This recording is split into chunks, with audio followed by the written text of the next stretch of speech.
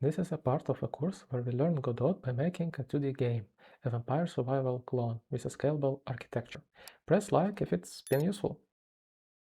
In this part, we're going to create ability manager for player and ability modules for keeping their data and upgrade handlers.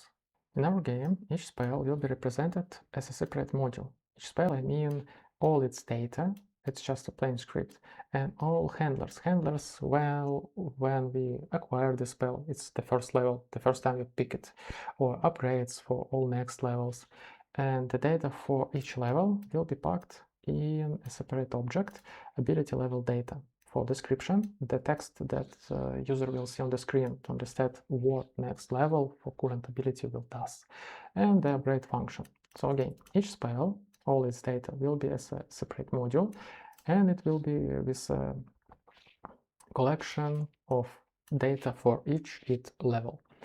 And our player scene will have ability manager component that will be used to pass those modules and say, hey, the player picked a new spell, here it's data. And the ability manager component will look in the existed list in the collection of all our abilities, and if we already have such ability, it will call for this ability an upgrade. If it doesn't have such, it will instantiate and add to our player a new scene, the scene for the current new spell. That's how it will work. You could ask, okay, but why we separate all of this so much? Why so difficult? Well, the first, it's just the way I picked and see it clear and understandable. The second one, if you remember in the previous part, I told you about spaghetti code. And yeah, you could all of this stuff, just put it inside spell scene. So the spell scene will contain not just data needed for current runtime, for the gameplay, to spam projectiles, found enemies, but also about everything about the spell and everything about each module. Well, probably it could be fine and it could work, but in this way I see it much cleaner when we separate the data and we separate the runtime scene, what we keep in the sentry, what is currently running and needed there. Our first step, we need to go to our constants module we created in previous parts and add a new enum, ability name. We'll use them for processing our abilities. So there will be 3 abilities, 2 active, I said spell, but I don't know, let's call it active, sting and bomb, and 1 passive that will just increase damage for all our abilities. Next, let's create ability module folder under our gameplay components, and I don't see it here. Wait a second. Here it is. Under gameplay, create the ability module folder, and what we need first, create ability level data script. This one will be used to keep data about each our ability level, I mean description of current level. Like when you increase the level of sting, you need to show to your player what exactly it will do, the new level. Maybe increase the damage, maybe add a new projectile, maybe increase the speed and so on. And our upgrade callback. And in the init function, we will pass here when we create such object to keep the data, we'll pass those parameters and just keep them here. Next, let's create base ability module. This one will be not used directly, but we will inherit it to create modules for each our spell, each our ability. This one will be used to keep all the data about our ability, the name, how much levels, is it passive or not, and here you can see level data. Here is an array of ability level data entry we just created. So each spell will have an array of data for each its level. And here we will have already 3 functions: to get the description, to get the to call the upgrade, and one more, what we should do when the spell is acquired, when the player picked this as a new spell, it doesn't have it before. And as you see, I marked it as abstract, because again, we need to inherit it and create module for each our spell, not use it directly. Now we are ready to make modules for each our spell. Create the ability, let's call it not ability, but active actives maybe. Okay, just active. And inherit the base ability module. First will be the sting spell module, and in the init function we set all the needed data. Is it passive? Is it name? What its text name? And so on. And here you can see the data for every level. So we create ability data entry, and when it's a new spell, what description the player will see in UI when it pick the spell in the first time, and the callback, what should be done when you acquire the spell, when the level is the first level, and for next level, and so on. So for the sting spell we have just 3 levels. Handlers you can update and pass here as many as you want. So if you want 4 levels, 5 levels, you just add new level data entry. You just give the description so player could understand what will happen, and pass your handler for this level. And the handlers, you can see them below. Here is our init ability, here is our increased damage by 1 and increased projectiles by 1. Why I keep those functions here, not in the base ability module? Well, they could be different per each spell, with the same name but different signature. So probably, yeah, we could pass them there and just override them here, but I just decide to keep them here for your spell. And you can reuse them. So let's say at level 2 you increase damage by 1, and at level 4 you could again do the same. So it's a very scalable thing. Or you could create function that will also have one more parameter that you will pass how much damage that will be increased.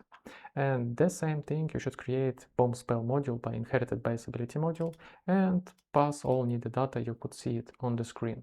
And as you see, I added a bit more levels for this spell. And here the handlers. Why I set properties in the init function? Why I didn't do that when outside? Because those properties are created in the parent class, so I can't create again the same variable and say, okay, this one is it's not passive ability. So when this module will be instantiated, all the values will be set. Okay, and the same for the passive damage passive module, and you could see, just set the video on pause and take all the code you see on the screen. Now we are ready to create our ability manager. So under the scripts components folder, create ability manager script, and here we'll have export variable for root scene. It's gonna be player, but could be an enemy if you will decide to give ability to your enemies to have some spells. And we'll have 2 dictionaries to keep all our abilities, the passive list and the active. Well, I again call it spell. I should work on the naming, but it's active abilities list. And what we're gonna do here, this component will handle all our abilities upgrades and acquiring new abilities. So the get ability level is just a getter to get by name what level each we have, and do we have this ability already. If we don't, we will return just 0. This will be neat when we will work on the UI to pick new abilities when we reach a new level. Next, we have a function to get active ability, again by name, get all our active abilities. We'll need it later. And this one is the main part. Apply ability pick. We'll pass here the module we just created, the entire data about our ability. And if it's passive, we will see, do we have already this ability to increase the level? So we will call upgrade passive ability. Or if we don't have such ability yet, we check the list. We add this ability, and same for the active. And below you could see those functions to upgrade. So we just take the module, we get our spell data, our spell scene reference, and we call the upgrade function. But we need to pass the current level and the reference. And inside the spell, we just increase the level by 1. So we call the function from module and don't keep any data we don't need here at runtime when we use those abilities. And here you can see add active ability code and same functions for the passive. Now we need a handler. that will listen to our player, and when we reach the new level, we should use this ability manager. And yeah, by the way, you need in your player unit scene to instantiate this script, the ability manager component, and add it to your player unit. And don't forget to set the root node as your player. Now let's move to our handlers, gameplay event handlers. And in setup player listeners, we are now gonna listen to our XP component again, but for level change signal, and create a new function. For now, it's temporarily. We won't handle all our spells properly. We just need to check, do our modules work as they should or not. So we'll ignore those parameters, and we will just load manually using load function our Sting spell module that you create just before a few minutes. And we instantiate this module and call on our global gameplay node reference. We get the player unit reference, get the ability manager component, and call apply ability pick and pass this module. So our player will get a new spell, the Sting spell, and will be able to shoot stings into the enemies. But you will get an error here because our node reference doesn't have such property. So go to node references and add here a new variable player unit, and this will be the player unit scene. And also in your player unit script, add reference to your ability manager component. Next, I found a small issue in our base spell scene. We had a property to, no, not base unit, base spell, yeah, we have this one, the spell name. Well, we actually won't need it. Maybe you will in the future when you maybe will add new spells or some new logic, but for these tutorials it will be unused, so let's remove it if it's not used. So to not get confused when you come here and see this property and try to guess where is it used and why do we need it. Just remove it. Next, let's test our new logic.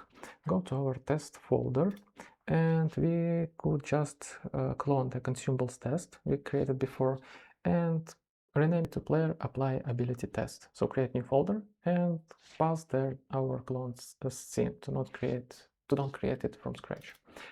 And don't forget to rename the root node again to not be confused here. Now, before we move forward, check you have your icons for your spells.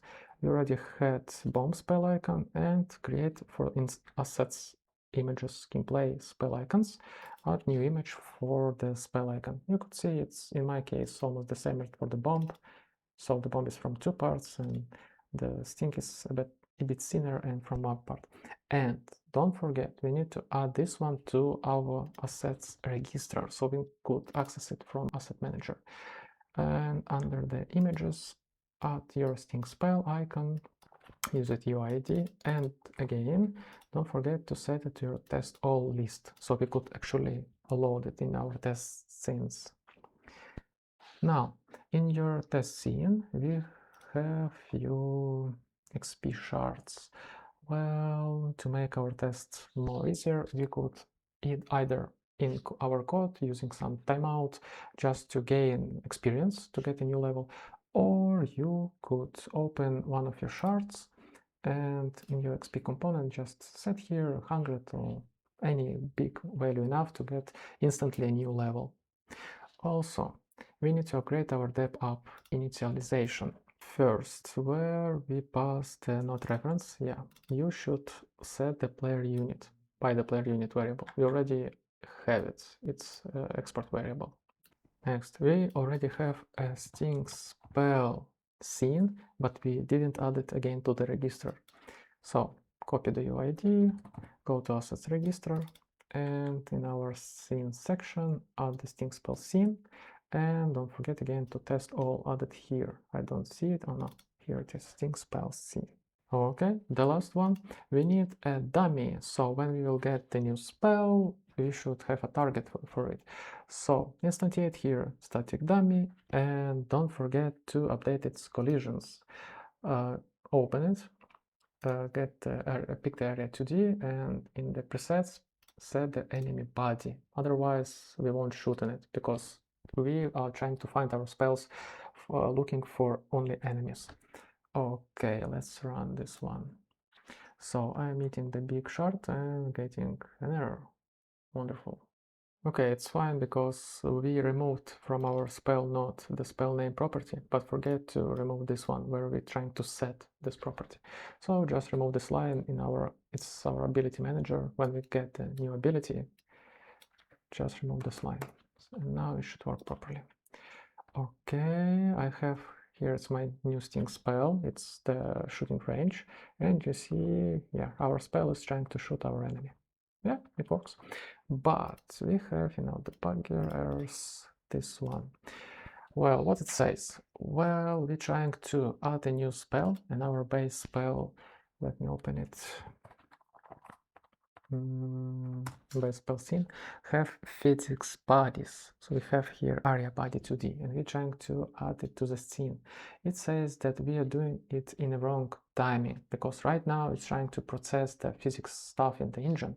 So it says just delay this one, don't call it here. You need to use it by called effort. So it will be called not right now, but at the end of the current frame.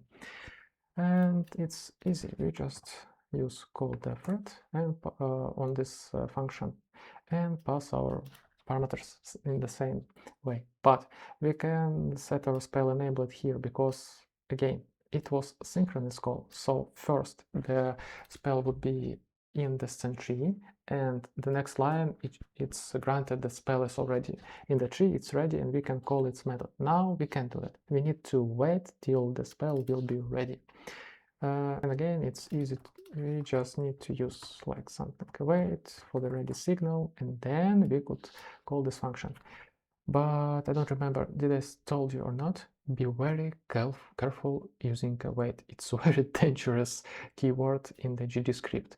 You could have silent issues when your code won't be just invoked, and you won't figure out in the entire universe why it doesn't work.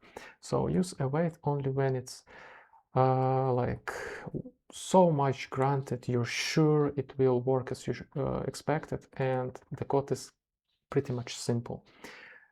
In all other ways, just take your node, the ready signal, and manually connect to it, create a new callback, a separate function, or a no-name function, and call your stuff here. This one is much more reliable than using await, but in currently this exact moment, this one should be fine. Okay, let's try again. Yeah, wonderful. Again. Okay, when you're trying to run the scene again, it could have an issues because you're not focused on the right task. Sometimes you need to refocus it again. Okay, no issues in our debugger because the timing is now correct.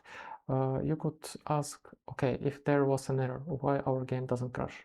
Because sometimes Godot just trying to run further, and also it could partially, or I don't know how much, but try to invoke your functions. So you saw our sting spell worked even with that error. So better just fix them, and you won't have issues with that in the further development. Okay, we have our ability manager. Our player can gain new spells, could upgrade them, and in the further parts we'll add an UI where we can see what we can pick, upgrade our spells, and acquire new spells. Don't forget to press like if you like this video, and see you in the next one.